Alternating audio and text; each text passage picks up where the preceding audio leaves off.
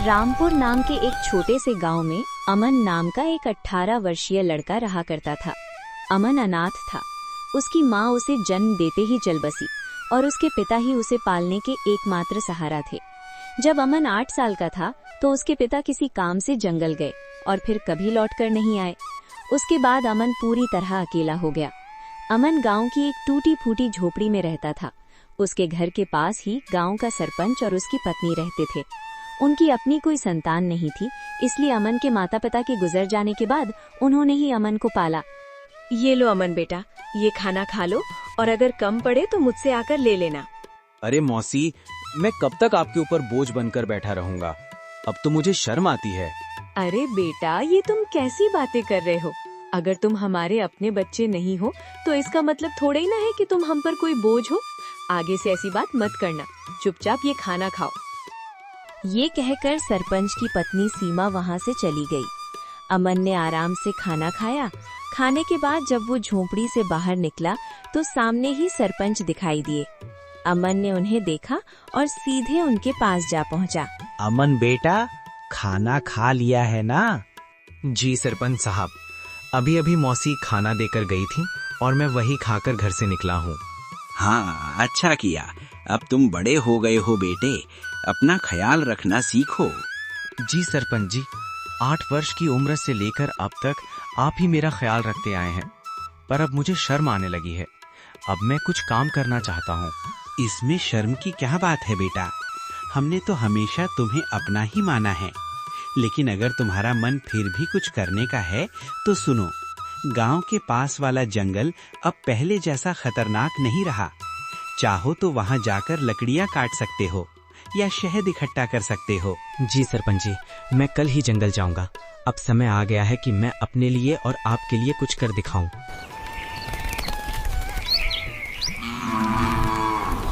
अगले दिन अमन एक कुहाड़ी लेकर जंगल की ओर चल पड़ा। कुछ ही देर में वो जंगल पहुंच गया। जंगल में कदम रखते ही उसने सोचा, कुछ भी कहो, सरपंच जी ने बचपन से लेकर अब तक मेरी बहुत मदद की है। अब समय आ गया है कि मैं अपने पैरों पर खड़ा होकर दिखाऊं और अब मैं उनकी सेवा करूं, ताकि उन्हें अपनी संतान की कमी महसूस न हो और वे हमेशा खुश रहें। अभी राजू ये सोच ही रहा था कि अचानक उसकी नजर एक कोयल पर पड़ी, जो उसे बड़े ध्यान से देख रही थी। अरे ये कोयल मुझे इतनी गौर से क्यों देख रही है? इसका आकार तो बाकी कोयलों से बड़ा है और देखने में भी ये कुछ डरावनी लग रही है। अमन ने अभी इतना ही कहा था कि तभी कोयल उड़ती हुई उसके पास आ गई और इंसानी आवाज में बोली, मैं तुम्हें भली भांति पहचानती हूँ। तुम्हारा नाम अमन है और तुम सोहन के बेटे हो। कोयल को बोलते हुए देखकर अमन बहुत डर गया और बोला, ये कैसे मुमकिन है? तुम तो कोयल हो, फिर इंसानी आवाज में कैसे बात कर रही हो? शायद ये मेरी आंखों का धोखा है। भला कोई कोयल इंसानों की तरह बोल सकती है? नहीं, ये तुम्हारी आंखों का धोखा नहीं है। मैं सचमुच बोलने वाली कोयल हूँ। असल में मैं भी कभी इंसान थी, लेकिन एक तांत्रिक ने मुझ पर श्राप दे दिया और मैं कोयल की शक्ल में बदल गई। मैं तुम्हारे पिता के रहस्यों के बारे में सब कुछ जानती हूँ। वे कुछ समय पहले जंगल गए थे और फिर कभी वापस नहीं आए। अरे ना जाने कौन हो तू, मैं ऐसे कैसे तुम्हारी बात पर विश्वास करूं? कभी सोचा है तुमने? तुम पिछले कई वर्षों से बिना पिता के रह रहे हो, लेकिन गांव में कोई भी तुम्हारे पिता के बारे में बात नहीं करता। तुम्हारी कोई मदद नहीं करता सिवाय तुम्हारे गांव के सरपंच के। लेकिन मैं तुम्हारे पिता के बारे में सब कुछ बता सकती हूँ। तुम्हारे पिता अभी जिंदा हैं और मुझे ये भी पता है कि वे कहाँ हैं। अच्छा, तो बताओ मेरे पिता कहाँ हैं? मैं उनसे मिलना चाहता हूँ। मैं तुम्हें जरूर बताऊंगी, मगर उससे पहले तुम्हें मुझे इस श्राप से मुक्त कराना होगा। अमन को ना जाने क्यों उस कोयल से डर महसूस होने लगा। अरे मुझे तो लगता है कि ये कोई राक्षस है जो मुझे अपने जाल में फंसा रहा है। इससे पहले कि ये मुझे नुकसान पहुंचाए, मुझे यहाँ से भागना होगा। ये सोचते ही अमन तेजी से गांव की ओर दौड़ पड़ा और कुछ ही पलों में अपने घर पहुंच गया। घर पहुंचकर अमन हांफते हुए बोला, बाप रे, ये जंगल तो बहुत खतरनाक है। यहाँ तो जानवर भी इंसानों की तरह बातें करते हैं। मुझे तो लगता है कि वो जरूर कोई राक्षस था। मैं अब कभी उस जंगल में नहीं जाऊंगा। अभी अमन ये सोच ही रहा था कि उसी समय सरपंच की पत्नी उसके लिए खाना लेकर आ गई और अमन को घबराया हुआ देखकर वो बोली, अरे अमन बेटा, इतना घबराए हुए क्यों हो? और तुम्हें पसीना भी आ रहा है, सब ठीक तो है ना?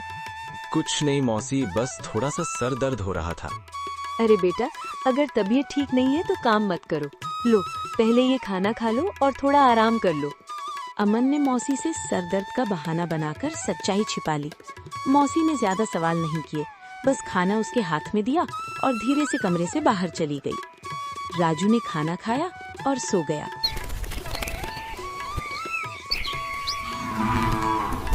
अगली सुबह जब अमन नींद से जागा तो उसके मन का डर समाप्त हो चुका था। वो अपने आप से बोला, अरे शायद मैं कल उस कोयल को बातें करते देखकर कुछ ज्यादा ही डर गया था, लेकिन अगर सोचूं तो उसकी बातों में सच्चाई नजर आती है। वो कोयल मेरे पिताजी के बारे में जरूर कुछ जानती है, और ये भी सच है कि गांव में कोई मेरे पिताजी के बारे में बात नहीं करता। जब भी मैंने सरपंच जी से अपने पिताजी के बारे में पूछा, उन्होंने हमेशा बात टाल दी। बस इतना ही कहा कि मेरी माँ जन्म देते ही चल बसी और मेरे पिताजी कई साल पहले जंगल गए थे, जो फिर कभी वापस नहीं आए। मुझे उस जंगल में जाना चाहिए और उस कोयल को ढूंढकर अपने पिताजी के बारे में पूछना चाहिए। ये कहकर अमन जंगल की ओर चल पड़ा और कुछ ही देर में वो जंगल के उसी स्थान पर जा पहुंचा जहां कल उसे वो कोयल मिली थी। वो कोयल वहां पहले से ही मौजूद थी और अमन को देखकर उड़ती हुई सीधा उसके पास आ गई।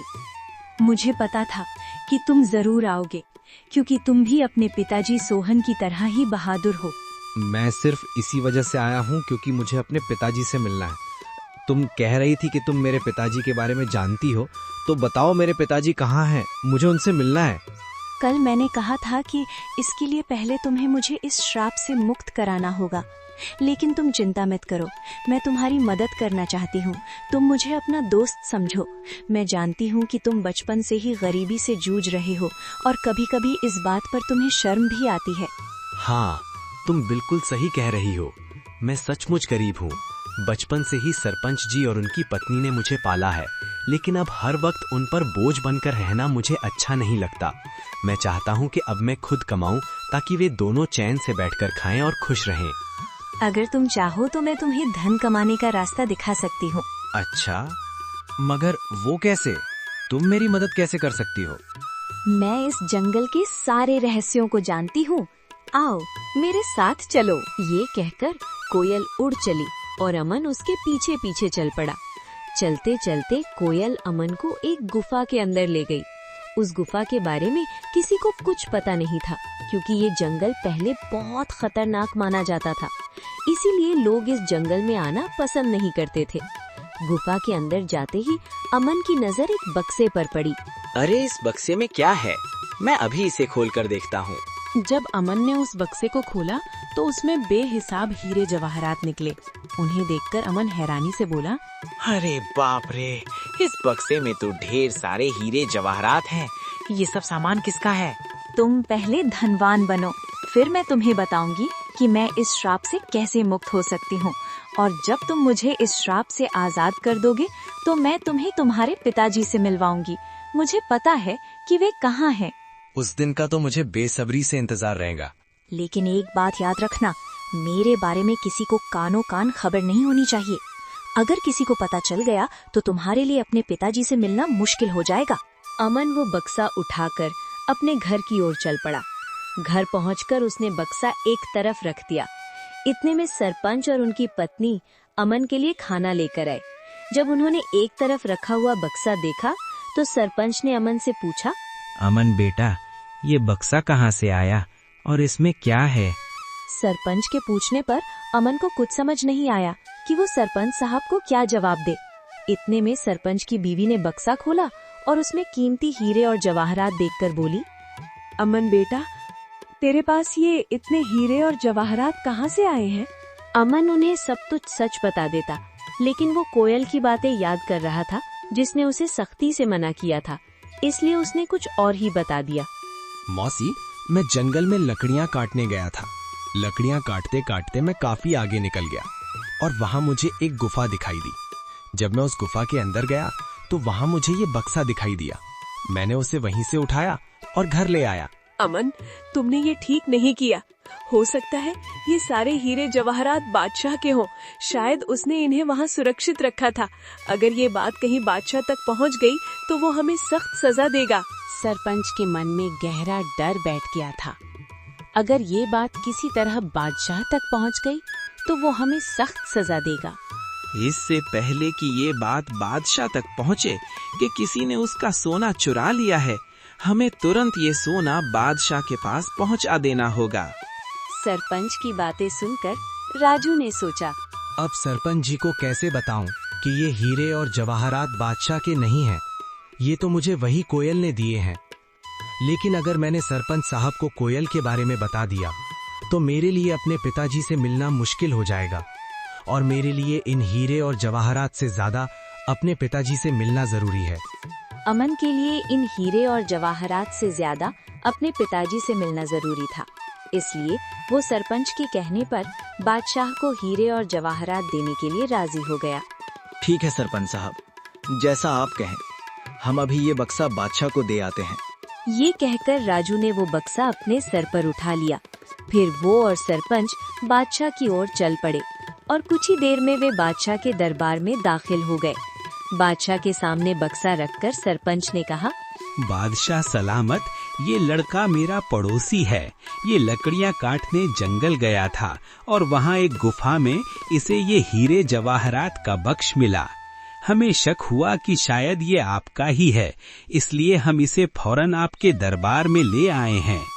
ये सब सुनकर बादशाह के दिल में लालच जाग उठा, क्योंकि वो जानता था कि ये बक्सा उसका नहीं है।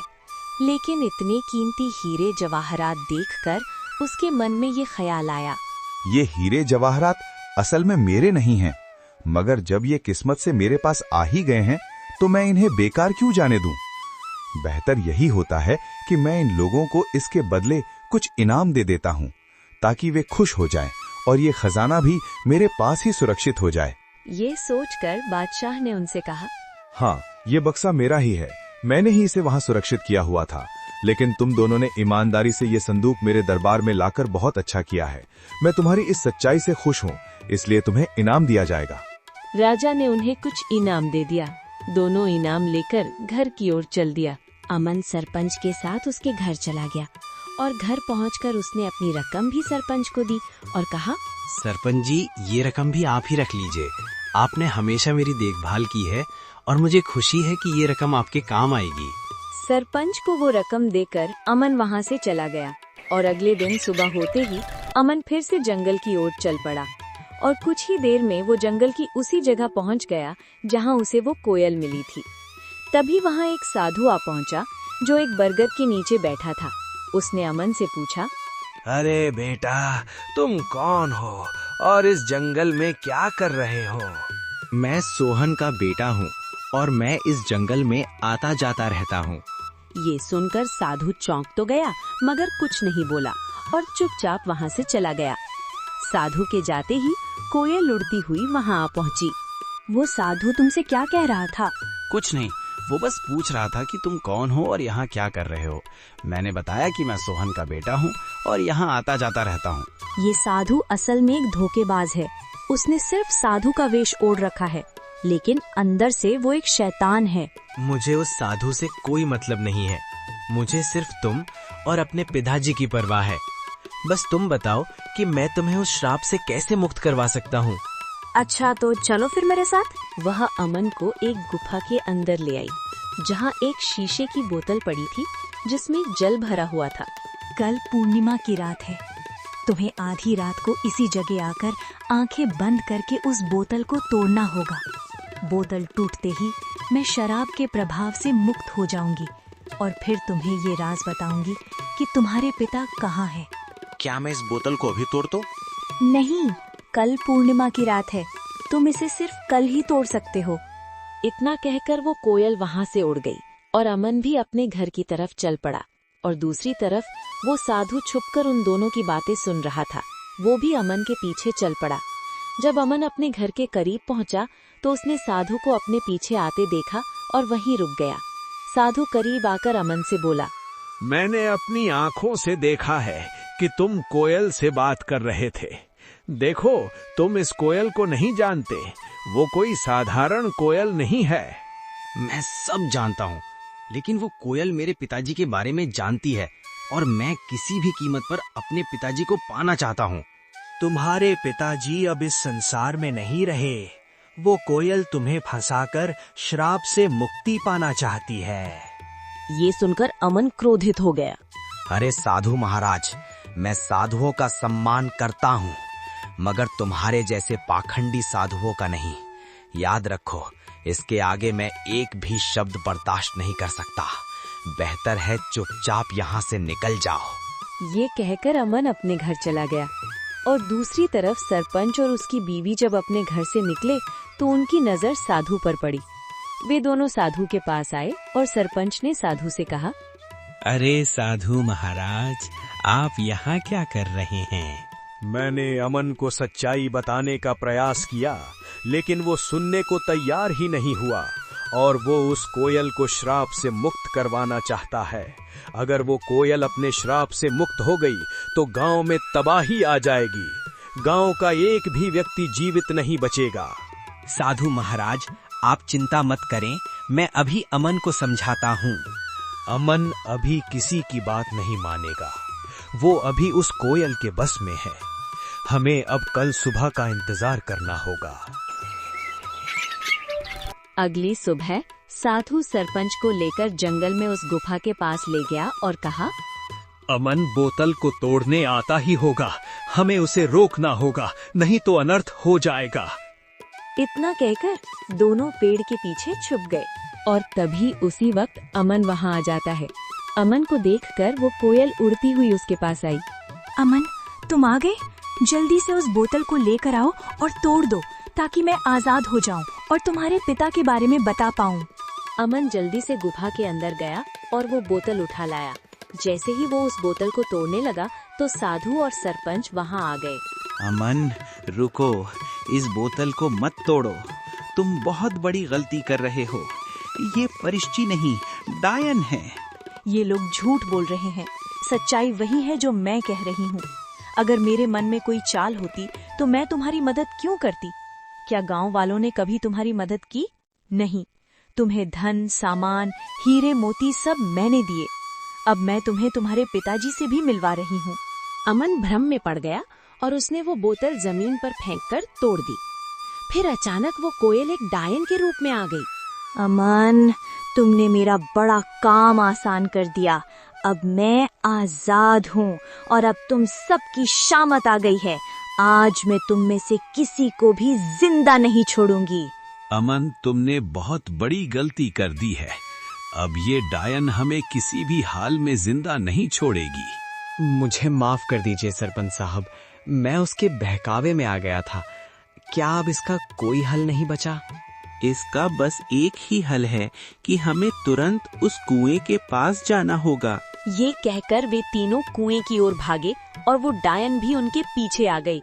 वहां पहुंचकर साधु ने कहा, अगर तुम इस डायन से छुटकारा पाना चाहते हो तो तुम दोनों में से किसी एक को उसी कुएं में छलांग लगाकर अपनी कुर्बानी देनी होगी।